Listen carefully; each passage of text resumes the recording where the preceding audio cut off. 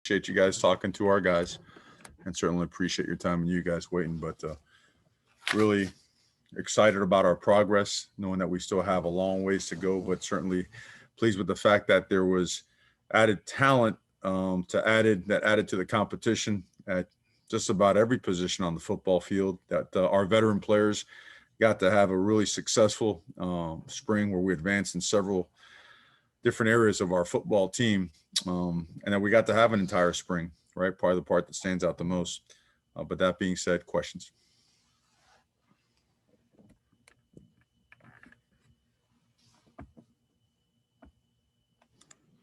James, go ahead. What are your thoughts on the quarterbacks? They were each productive, each topped 100 yards passing, efficient. None of them had any interceptions. Just your thoughts on each of the quarterbacks. Well, we gave them the opportunities today, and they certainly took advantage of it. I thought Anthony did a really good job being efficient with the ball, making good decisions, and being accurate.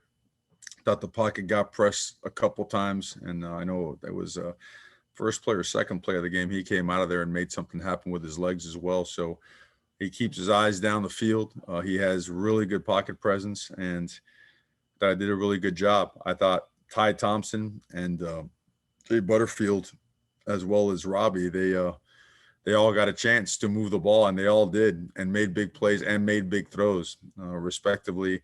In some of the boot and wag game, as well as some of the drop back game, some of the RPO stuff as well. I thought those guys really just took command at the line of scrimmage and have made this a really, really good battle, at the two spot right now. We think Anthony is the one, he's the one that's leading, but we're not going to let that die. We're going to keep that engaged and rolling as we head into the summer. But that battle for the two spot is really tight. And it was good to see those guys each have their moments today, mostly positive. James, did you have a follow-up? Yeah, I was going to ask on the defensively, Mario. Obviously, Justin played quite a lot. Was disruptive. Had a fumble recovery. To speak to his day, but also his ascent this spring, because he went from being very limited to a full participant and maybe the defensive playmaker of the game in the spring game. Yeah, we've been increasing his numbers, his reps over the last, I would say, 6 practices. And the last 2, he's felt really good, and he's wanted more reps. It's awesome to see him out there. That guy's explosive, brings a ton of energy, and makes a ton of plays. And he showed it today. So he's going to be a great, great, great football player. I know everyone's been really anxious and eager to see him play. To see him out there with his guys today in Autzen Stadium and making plays like he did was truly awesome. Eric Scopel. Yeah, Coach, I was going to ask what you made of the young receivers. Obviously, we spoke all camp about the talent there, but just play after play after play, including the last one there to Dante. It just seems like this group has a ton of talent, and this guy's really, really high. They really are. They really are. And I think it's important to point out a couple guys as well, guys that have been here for a little bit but are finally getting their chance. I thought Isaiah Crocker did a really good job. I thought, Chach Delgado did a really good job. Chris Hudson made some really big plays, made some people miss. The new arrivals, both Dante and Troy, yeah, they stood out a bunch because those are big, long, fast guys that can stretch the field, can also get in and out of their stuff quickly and run the intermediate stuff well. And, they get the ball in their hands, they can make people miss and make them pay. So I thought those guys did really well. I thought the tight ends did a great job today, all of them, starting with Spencer and Patrick, man, those guys came out and right away made an impact. And then both Terrence and Maliki, they didn't look like they were freshmen. They didn't look out of place. Feel really good about the advancement of our skill positions. I love the fact that guys like Johnny Johnson has done such a great job of leading these younger guys on how to do things. It's great to see Micah Pittman out there healthy. The list goes on and on, but they're really pleased with the progress of that particular position as well as the tight ends. Let's go Ryan Thorburn. Mario, I'll ask about the cattle monster. How much confidence does that give you with your kicking game to have a guy, make a 52-yard kick in a setting like this? Yeah, I actually just met with a cattle monster. That's what had me delayed coming down here. It's Great name. What a great football name that is. Well, him and the guy's a competitor, and he just wants to get better. He is really hard on himself. And I told him the same that I'm telling everybody, competition's alive, brother. You know, do not go gentle into that good night. It's going to be on, and it's going to be on strong. And I spoke with Cam just now as well. And Cam did a really good job. He's had a really good spring, not only getting great lift on the ball and being accurate, he's also booming the ball on kickoff. So, but yeah, Cattle Monster and Cam, great dudes. Cattle Monster is one of a kind name, that's for sure. We'll go Matt Preem. Mario, where do you feel like offensively and then also defensively those units made the biggest leaps this spring over 15 practices? Yeah, you know, I think with having Coach Moorhead here for the time he's been here and being able to open up the playbook and put it all together, like it all makes sense now. Before I felt like was being put together in pieces and getting ready for a truncated season, and that was difficult. You know, I think by the time this thing came around, you had your camp, you had your season, then you had your fourth quarter program, then you had spring ball. You're able to install everything for a second time this week. It feels like, you know, it feels like it's ours. It feels like we own the playbook now. So that really stands out. And, you know, we were very vanilla today on defense for a reason. The last 2 days at practice, you know, we had talked about how earlier in the spring, you know, the offense came out swinging. It's been a lot of back and forth, but these last 2 days of practice for us, the defense has shown some really high level play, disruption, forcing turnovers.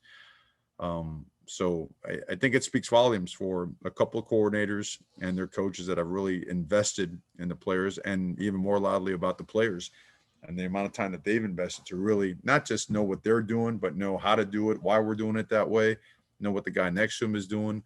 You could tell in the execution today, it was clean, you know, it was vanilla, but it was still clean execution. And that being said, we got miles and miles and miles to go. Tyson Alger. You just talked about like wanting to keep that quarterback competition going, but just realistically, like how much ground would have to be covered by one of the younger guys over this, like just improvement over the summer to make it to push Anthony in the fall? I think you push everybody.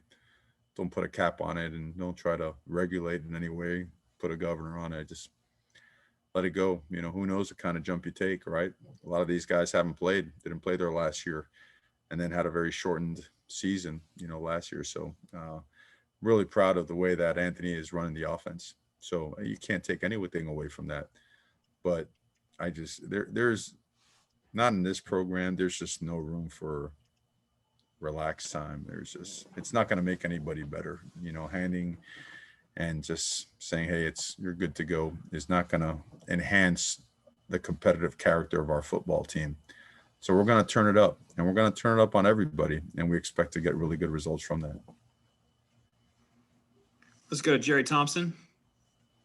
Yeah, Coach, back to the quarterbacks again. On the surface, it looks like you've got 4 winners. And it seems like you have a tough job keeping them, getting the big perspective of, you know, how long it can be with this group without getting antsy and moving on. I think of the end of the 2014 and 15 season, the bowl game where Oregon got beat by third-string quarterbacks. It's Oregon State in 16, they got beat by third-string quarterbacks. Wonder if that kind of would help them to see that, you know, you have to be patient. There's no doubt, especially in this day and age with the way that things are, with the transfer portal accessibility to instant eligibility. It has to be a matter of what does that person want it to look like at the end, right? You always got to ask yourself to do what I'm doing now and how I'm going to invest and completely devote my time and commit myself to doing something. How do I want it to end? We've got an unbelievable university and program. The future here, the trajectory here is like very few places, if any. You got to ask yourself if you want to be in that type of a competitive environment and be a major part of that. You wouldn't be brought here if we didn't think you had the capabilities to do so. So we're fair. We are honest to a T because it's what everyone deserves. And like I mentioned to them today, as we left the field, we mentioned, hey, by the way, both Thomas Graham and Brady Breeze just got drafted and they were going bananas. They were going nuts. And then we put in perspective for them. They're about to enter a room. Let's say when they go into camp, they're going to walk in there. There's going to be maybe 6 safeties are going to keep 4, maybe 3, right? Well, if you don't truly learn how to compete at this level, how are you going to make it on that level, right? Because here you still get your stipend, you still get your meal the next day, your scholarship is still good, you still go to class the next day. At that level, you get your pink slip or whatever they hand you when it's time to go. So everything we're doing now is part of the process to prepare them for us and success here, and eventually moving on in life and doing the other stuff. So I think all those things have to be taken account. I don't mean to have a long-winded answer, but you really got to look at this from a big picture standpoint. I think if guys get short-sighted, I think if they don't see some of the great examples out there that show that football is a development sport, then you got to keep doing what you got to do on your side also as a head coach and make sure the pieces are in place for the program to continue to have success. Eric Scopel. Mario, you were down a couple or multiple corners. Was wondering what you thought of Dante and Jalen stepping in there with the first team and getting all the run out there. Oh, they've been getting a lot of work now. When guys aren't available, that's a track meet out there for those guys, especially with some of those rocket ships we have at wide receiver now. Proud of those guys. They got a ton of reps, and Jalen, he got here mid-year, is really developed physically and mentally. He's going to be a really good player. Dante missed almost the entire season, right? Dealing with something that wasn't major, but still was nagging enough to hold him out, to keep him out. And the fact that those two guys are out there repping and they've had some unbelievable moments in spring. Really proud of them. Those guys are going to be great players for us. We'll go back to James.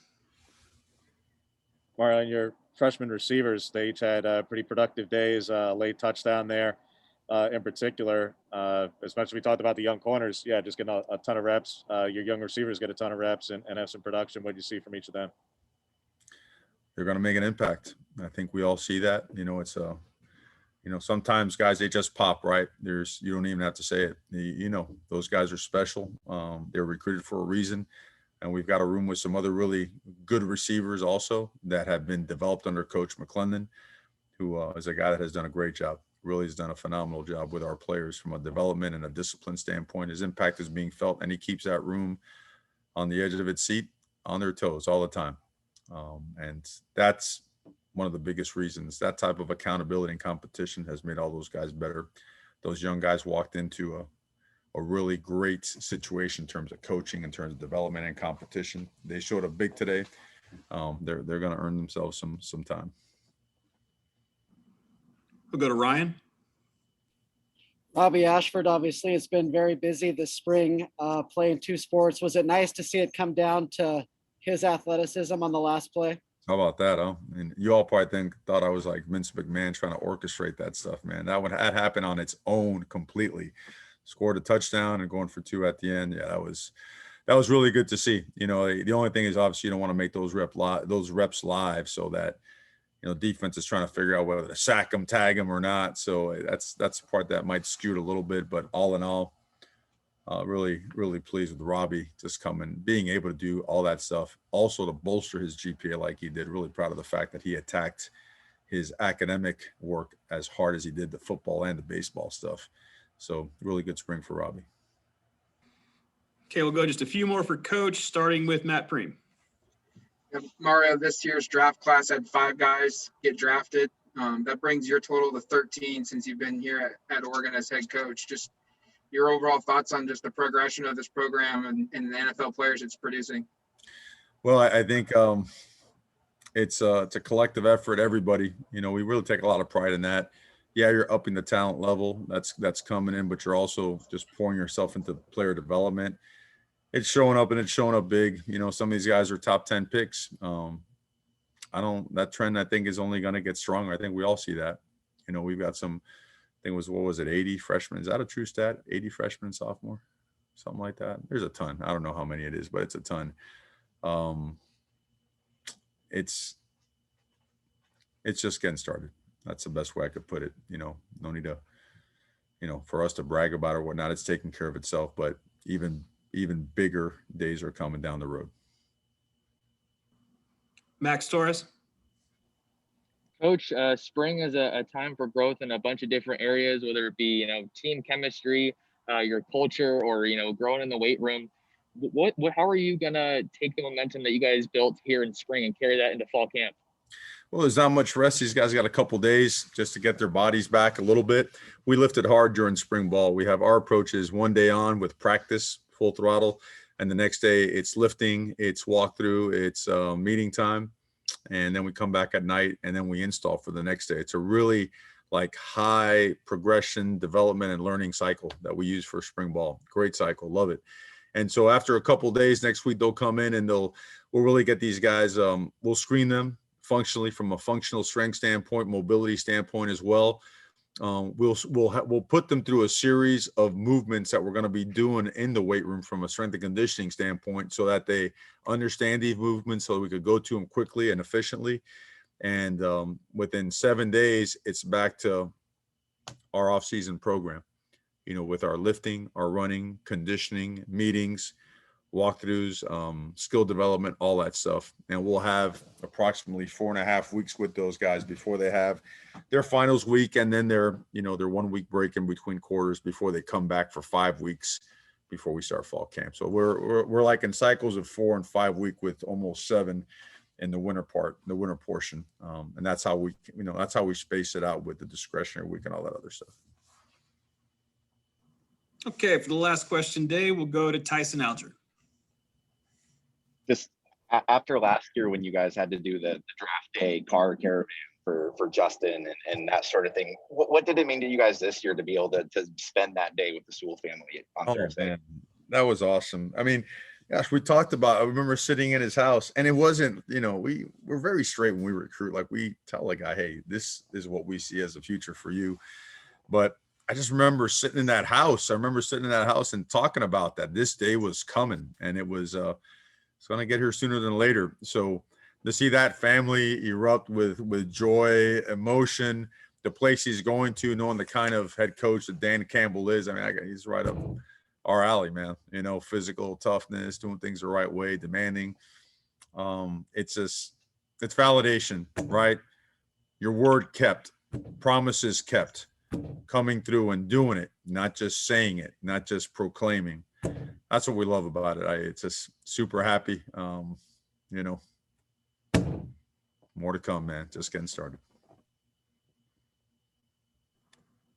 All right. Thanks, Coach. Appreciate your time. All right, guys. Appreciate you guys this spring.